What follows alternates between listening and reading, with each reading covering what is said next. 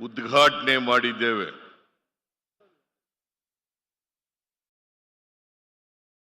ಈ ಯೋಜನೆ 2 ಹಂತಗಳಲ್ಲಿ ಕಾರ್ಯಗತ ಆಗ್ತದೆ. ಈಗ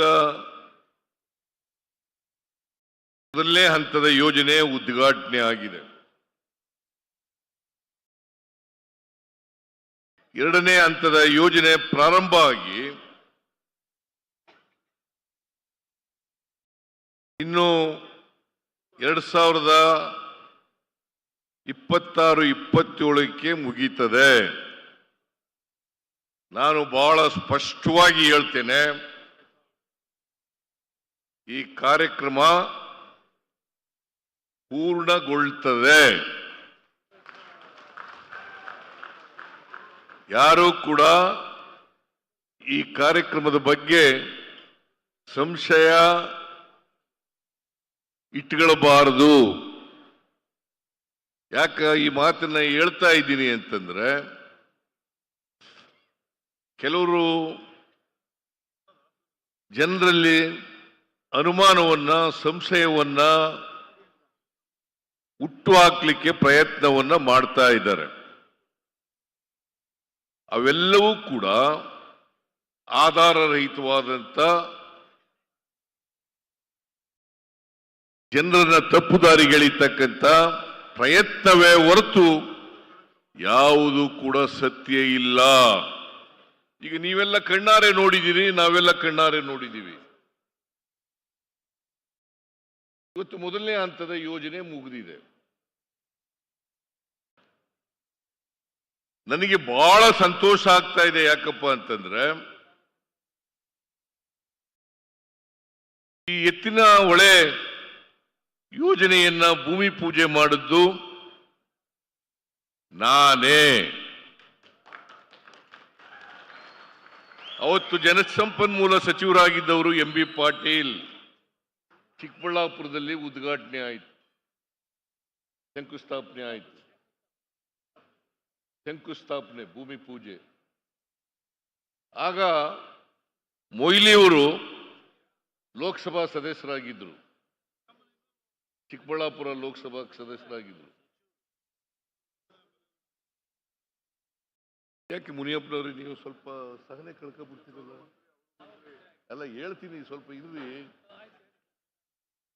you are losing your temper unnecessarily.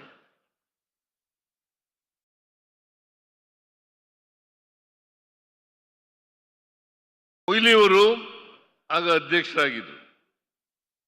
ಈ ಯೋಜನೆ ಆಗಬೇಕು ಅಂತೇಳಿ ರಮೇಶ್ ಕುಮಾರ್ ಅವರು, ಕೃಷ್ಣ ಬೈರೇಗೌಡರು, KH ಮುನಿಯಪ್ಪನವರು, ಸಾಕ ಇನ್ನೊಂದು ಸರಿ ಹೇಳ,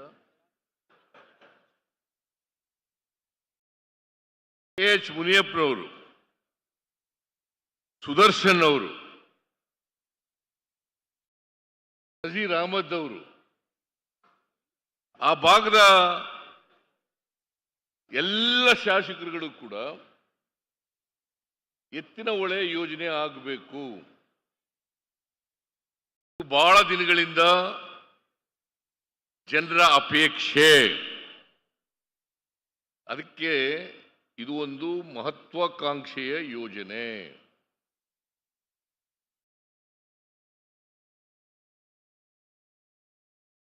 ಈ ಯೋಜನೆ ಇದೆಯಲ್ಲ, ಇದನ್ನ ಬಿಜೆಪಿ ಸರ್ಕಾರ ಇದ್ದಾಗಲೇ ರೂಪಿಸಿದ್ರು. ಆದರೆ ಭೂಮಿ ಪೂಜೆ ಮಾಡಿದ್ದು ನಾವು, ಹಣ ಕೊಟ್ಟಿದ್ದು ನಾವು, ಟೆಂಡರ್ ಕರೆದದ್ದು ನಾವು. ಇಲ್ಲೇ MB ಪಾಟೀಲ್ ಇದ್ದಾರೆ, ಮೊಯ್ಲಿಯವರು ಇದ್ದಾರೆ, KH ಮುನಿಯಪ್ಪ ಇದ್ದಾರೆ,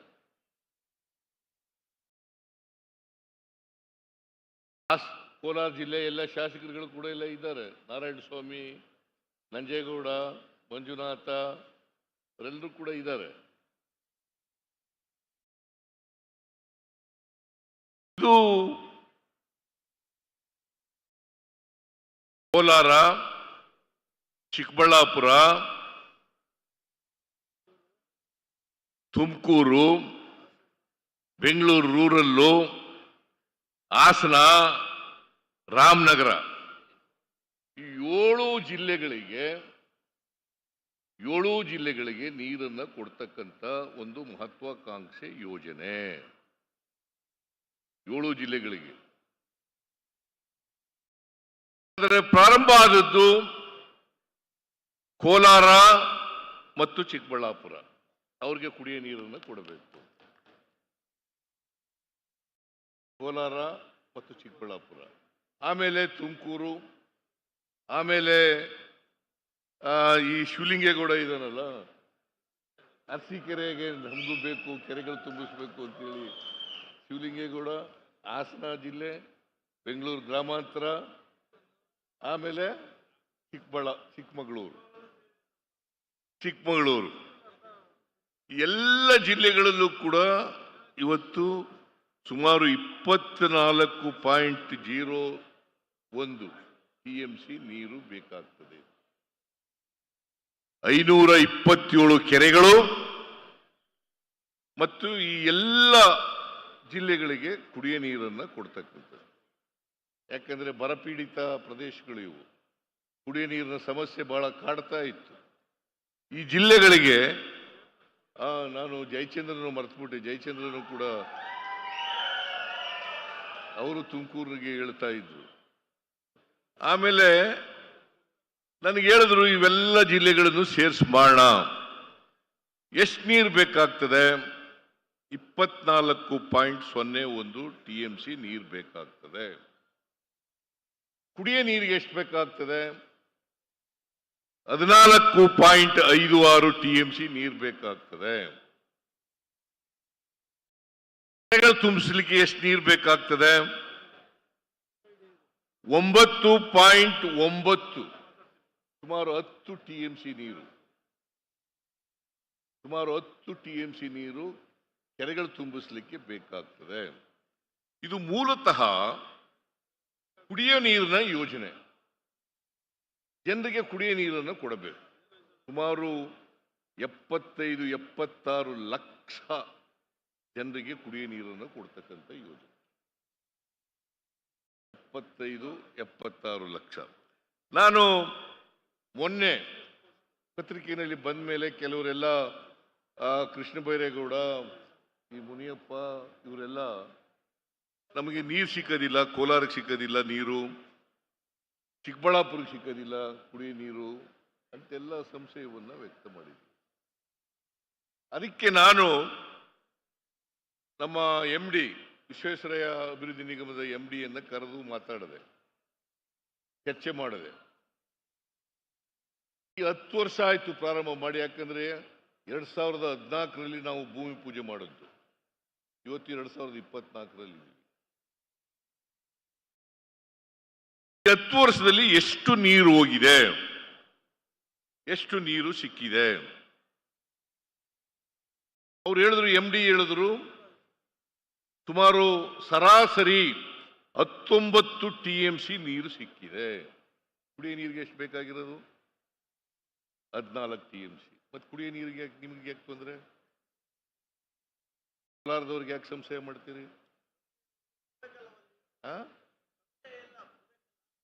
ಹೇಳಪ್ಪ ಇಲ್ಲಿ ನಾರಾಯಣ ಸ್ವಾಮಿ, ಸುಮ್ಮನೆ ಯಾರ್ದೋ ಮಾತು ಕೇಳ್ಕೊಂಡು ಮಾತಾಡಕ್ ಹೋಗ್ಬೇಡಿ ನೀವು. ತಾಂತ್ರಿಕ ಯಾರು ತಾಂತ್ರಿಕ? ಅವ್ರು ತಾನೇ ಇಂಜಿನಿಯರ್ ತಾನೇ, ಈಸ್ ಎ ಟೆಕ್ನಿಕಲ್ ಎಕ್ಸ್ಪರ್ಟ್. ನಿಮ್ಮ ಮಾತು ನೀವು, are you a technical expert? No. ಸುಮ್ಮನೆ ಪತ್ರಿಕೆಯಲ್ಲಿ ಹೇಳ್ತೀರಿ. ಬಟ್ ಇಲ್ಲಿವರೆಗೆ ಸರಾಸರಿ 19 TMC ನೀರು ಹರಿದಿದೆ. ಬೇಕಾಗಿರೋದು ಕುಡಿಯ ನೀರು ಬೇಕಾಗಿರೋದು 14 TMC. ಆದರೆ ಇನ್ನೂ 5 TMC ನೀರು ಬೇಕು. 10 ವರ್ಷದಲ್ಲಿ 24 TMC ಬದಲು 19 TMC ನೀರು. ಅದಕ್ಕೆ ಕೆಳಗಡೆ ಇರ್ತಕ್ಕಂಥ ಹಳ್ಳಿಗಳಿಂದ ನೀರು ಸಿಗ್ತದೆ ಅಂತಕ್ಕಂಥ ನಮಗೆ ಈಗ ಸರ್ವೆ ಮಾಡಕ್ಕೆ ಹೇಳಿದ್ದೀನಿ ನಾನು. ಕೆ ಶಿವಕುಮಾರ್ ಕೂಡ ಸರ್ವೆ ಮಾಡಕ್ಕೆ ಹೇಳಿದ್ದಾರೆ. ಸರ್ವೆ ಮಾಡಿಸಿ ಎಲ್ಲಿ ನೀರು ಸಿಗ್ತದೆ ಹಳ್ಳಗಳಲ್ಲಿ, ಕೆಳಗಡೆ ಹಳ್ಳಗಳಲ್ಲಿ ನೀರು ಸಿಗ್ತದೆ, ಅದನ್ನು ತಗೊಬಂದು ಕುಡಿಯೋ ನೀರನ್ನೂ ಕೊಡ್ತೀವಿ. ಕೋಲಾರ ಚಿಕ್ಕಬಳ್ಳಾಪುರಕ್ಕೆ ಯಾರು ಕೂಡ ಸಂಶಯ ಪಟ್ಟಿರಬೇಕಾದಂತ ಅಗತ್ಯ ಇಲ್ಲ. ಎಷ್ಟೇ ದುಡ್ಡು ಖರ್ಚಾಗ್ಲಿ ಕುಡಿಯೋ ನೀರನ್ನು ಕೊಡ್ತೀವಿ. 527 ಕೆರೆಗಳನ್ನು ಕೂಡ ತುಂಬಿಸ್ತೇವೆ ಅಂತಕ್ಕಂಥ ಮಾತುಗಳನ್ನ ಹೇಳಲಿಕ್ಕೆ ಬಯಸ್ತೇನೆ. ಯಾಕೆಂದ್ರೆ ಈ ಭೂಮಿ ಪೂಜೆ ಆಯ್ತಲ್ಲ, ಅವತ್ತಿನಿಂದ ಟೀಕೆ ಮಾಡೋದು. ಯಾರು ಟೀಕೆ ಮಾಡೋದು? ಬಿಜೆಪಿಯವರು ಓಲಿ, ಬಿಜೆಪಿ JDS ಇಬ್ರು ಸೇರ್ಕೊಂಡು ಆಯ್ತಲ್ಲ. ನಾವು ಇವತ್ತಿನವರೆಗೆ ಸುಮಾರು 16-17 ಸಾವಿರ ಕೋಟಿ ರೂಪಾಯಿ ಖರ್ಚಾಗಿದೆ. 16ರಿಂದ 17 ಸಾವಿರ ಕೋಟಿ ರೂಪಾಯಿ ಖರ್ಚಾಗಿದೆ. ಇನ್ನು 6-7 ಸಾವಿರ ಕೋಟಿ ರೂಪಾಯಿ ಖರ್ಚು ಮಾಡಿದ್ರೆ ಈ ಪ್ರಾಜೆಕ್ಟ್ ಸಂಪೂರ್ಣ ಮುಗೀತದೆ. ನಮ್ಮ ಕಾಲದಲ್ಲೇ ಮುಗಿಸಿ, ನಮ್ಮ ಕಾಲದಲ್ಲೇ ಈ ಯೋಜನೆಯನ್ನು ಮುಗಿಸಿ, ಕೆರೆಗಳಿಗೆ ನೀರು ತುಂಬಿಸಿ, ಕುಡಿಯೋ ನೀರನ್ನು ಕೂಡ ಕೊಡ್ತೇವೆ ಅಂತಕ್ಕಂಥ ಮಾತುಗಳನ್ನ ಬಹಳ ಸ್ಪಷ್ಟವಾಗಿ ಹೇಳಲಿಕ್ಕೆ ಬಯಸ್ತಾ ಇದ್ದೇನೆ. ಆಗ್ಬೋದೇನ್ರಿ? ಆಗ್ಬೋದ ಮುನಿಯಪ್ಪನವ್ರೆ? ಸೊ ಅದರಿಂದ ಇದು ಯಾಕೆಂತಂದ್ರೆ ಈ ಟೀಕೆ ಟಿಪ್ಪಣಿಗಳು ಬಹಳ ಬಯಸ್ಕೊಂಡಿದೀವಿ. MB ಪಾಟೀಲು, ನಾನು, ಮೊಯ್ಲಿ ಅವರು ಎಲ್ಲ ಬಯಸ್ಕೊಂಡಿದೀವಿ. DK ಶಿವಕುಮಾರ್ ಎಲ್ಲ ಬಯಸ್ಕೊಂಡು, ಈಗ ಅವ್ರ ಕಾಲದಲ್ಲಿ ಏನೂ ಮಾಡಲಿಲ್ಲ. ಅವ್ರ ಇಂಥ ಪ್ರಾಜೆಕ್ಟ್ ಅನ್ನ ಮಾಡ್ಲಿಕ್ಕೆ ಮನಸ್ಸೂ ಮಾಡಲ್ಲ. 4 ವರ್ಷ 5 ವರ್ಷಗಳ ಕಾಲ ಏನೂ ಖರ್ಚು ಮಾಡಲಿಲ್ಲ.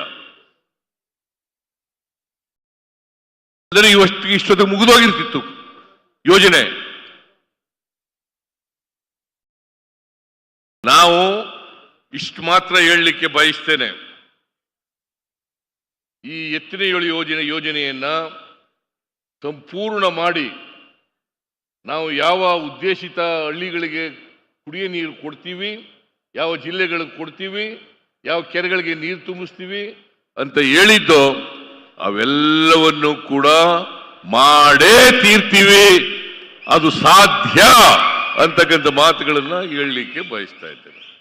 ಅದರಿಂದ ಯಾರು ಟೀಕೆ ಮಾಡ್ತಾರೆ, ನಮ್ಮ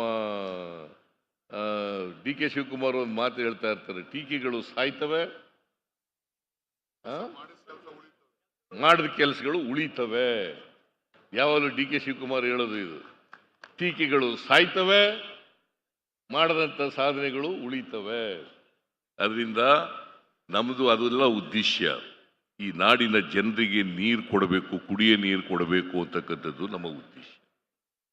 ನಾವು ಮಾಡಿರ್ತಕ್ಕಂಥ ಅನೇಕ ಕಾರ್ಯಕ್ರಮಗಳಿದಾವಲ್ಲ, ಈ ನಾಡಿನ ಬಡವರು, ಈ ನಾಡಿನ ರೈತರು, ಈ ನಾಡಿನ ದಲಿತರು, ಈ ನಾಡಿನ ಹಿಂದುಳಿದವರು, ಈ ನಾಡಿನ ಅಲ್ಪಸಂಖ್ಯಾತರು, ಅವ್ರು ಯಾರು ಕೂಡ ಆರ್ಥಿಕವಾಗಿ ಸಾಮಾಜಿಕವಾಗಿ ತೊಂದರೆಯನ್ನ ಅನುಭವಿಸಬಾರದು, ಮೂಲ ಸೌಕರ್ಯಗಳಿಂದ ವಂಚಿತರಾಗಬಾರದು. ಅದನ್ನ ಮಾಡ್ತಕ್ಕಂಥ ಕೆಲಸವನ್ನ ನಾವು ಮಾಡೇ ತೀರ್ತೀವಿ. ಇದು ನಮ್ಮ ಬದ್ಧತೆ ಅಂತಕ್ಕಂಥ ಮಾತುಗಳನ್ನ ಈ ಸಂದರ್ಭದಲ್ಲಿ ಹೇಳಲಿಕ್ಕೆ ಬಯಸ್ತಾ ಇದ್ದೇನೆ. ಅದರಿಂದ ಸಮಯ ಆಗಿರೋದ್ರಿಂದ ನಾನು ಹೆಚ್ಚು ಮಾತಾಡ್ಲಿಕ್ಕೆ ಹೋಗಲ್ಲ, ರಾಜಕೀಯನೂ ಕೂಡ ಜಾಸ್ತಿ ಮಾತಾಡಕ್ಕೆ ಹೋಗಲ್ಲ. ಇಷ್ಟು ಮಾತ್ರ ಹೇಳ್ತೇನೆ, 5 TMC ಏನು ಡಿಫಿಸಿಟ್ ಇದೆ ನಮ್ಮ 10 ವರ್ಷಗಳಲ್ಲಿ ಅವರೇಜು, ಆ ನೀರನ್ನು ಕೂಡ ಕೆಳಗಡೆ ಇಂದ ಎತ್ತಿ ಮತ್ತೆ ಆ ನೀರನ್ನು ಕೂಡ ಕೊಡ್ತಕ್ಕಂಥ, ಯಾಕಂದ್ರೆ ಇನ್ನೂ 7-8 TMC ನೀರು ಸಿಗ್ತಕ್ಕಂಥ ಸಾಧ್ಯತೆ ಇದೆ. ಆ 7-8 TMC ನೀರು ಸಿಕ್ಕೋದ್ರಿಂದ ಯಾರಿಗೂ ತೊಂದರೆ ಆಗಲ್ಲ. ಆಮೇಲೆ ಫಾರೆಸ್ಟ್ನವ್ರಿಗೂ ಈಗಲೇ ಹೇಳ್ತೀನಿ, ನಾನು ಒಂದು ಮೀಟಿಂಗ್ ಬೇಕಾದ್ರೆ ಮಾಡೋಣ ರಾಜಣ್ಣವ್ರೆ, ಫಾರೆಸ್ಟ್ನವ್ರ ಇಲಾಖೆ ಜೊತೆ ಒಂದು ಮೀಟಿಂಗ್ ಮಾಡೋಣ. ಯಾವ ಕಾರಣಕ್ಕೂ ತೊಂದರೆ ಕೊಡಕ್ ಕೂಡುದು. ಕುಡಿಯೋ ನೀರಿನ ಪ್ರಾಜೆಕ್ಟ್ ಇದು, ಕುಡಿಯೋ ನೀರಿನ ಪ್ರಾಜೆಕ್ಟ್ಗೆ ಯಾವುದೇ ತೊಂದರೆ ಈಗೆಲ್ಲ ಬಗೆಹರಿಸಿದೀವಿ. ಭೂಮಿ ತಗೊಳ್ತಕ್ಕಂಥದ್ದು, ಅಕ್ವಿಷನ್ ಮಾಡ್ಕೊಳ್ಬೇಕಾದ್ರೆ ತೊಂದರೆ ಆಗ್ತದೆ ಅಂತೇಳಿ ನೇರವಾಗಿ ಮಾಡಿದ್ದೀವಿ. ಅಷ್ಟೇ ಅಲ್ಲ, ಅಭಿವೃದ್ಧಿ ಕೆಲಸಗಳನ್ನು ಕೂಡ ಮಾಡಿದ್ದೀವಿ. ಜೊತೆಗೆ ಈ ಏಲಕ್ಕಿ ಬೆಳೆಗಾರರು ಇದ್ದಾರಲ್ಲ, ಅವ್ರಿಗೆ ಸಾಲ ಮನ್ನಾ ಮಾಡ್ತಕ್ಕಂಥದ್ದು ಕೂಡ ಮಾಡಿದ್ದೀವಿ. ನಾವು ಅಭಿವೃದ್ಧಿ ಕೆಲಸಗಳ ಜೊತೆಗೆ ಮಾಡೋದ್ರ ಜೊತೆಗೆ ಈ ಕುಡಿಯ ನೀರು ಯೋಜನೆಯನ್ನು ಕೂಡ ಸಂಪೂರ್ಣ ಮಾಡಿ 75-76 ಲಕ್ಷ ಜನರಿಗೆ ಕುಡಿಯ ನೀರನ್ನು ಕೊಡ್ತೇವೆ. ಇದು ಒಂದು ಮಹತ್ವಾಕಾಂಕ್ಷೆಯ ಯೋಜನೆ ಅಂತಕ್ಕಂಥ ಮಾತುಗಳನ್ನು ಹೇಳಿ ನಿಮಗೆಲ್ಲ ಇವತ್ತು ಡಿ ಕೆ ಶಿವಕುಮಾರ್ ಪಾಪ ನೆನ್ನೆನೆ ಬಂದು ಪೂಜೆ ಎಲ್ಲ ಮಾಡಿದ್ದಾರೆ. ಬೆಳಿಗ್ಗೆ ಎಲ್ಲ ಪೂಜೆ ಮಾಡಿ ಡಿ ಕೆ ಶಿವಕುಮಾರ್ ಶಾಸ್ತ್ರೋಕ್ತವಾಗಿ ಇವತ್ತು ಅವರ ಮುಂದಾಳತ್ವದಲ್ಲಿ ಉದ್ಘಾಟನೆ ಆಗಿದೆ. ನಾವು ಅತ್ಯಂತ ಸಂತೋಷದಿಂದ ಉದ್ಘಾಟನೆ ಮಾಡಿದ್ದೀವಿ. ನಿಮ್ಮೆಲ್ರಿಗೂ ನಮಸ್ಕಾರ. ಜೈ ಹಿಂದ್, ಜೈ ಕರ್ನಾಟಕ.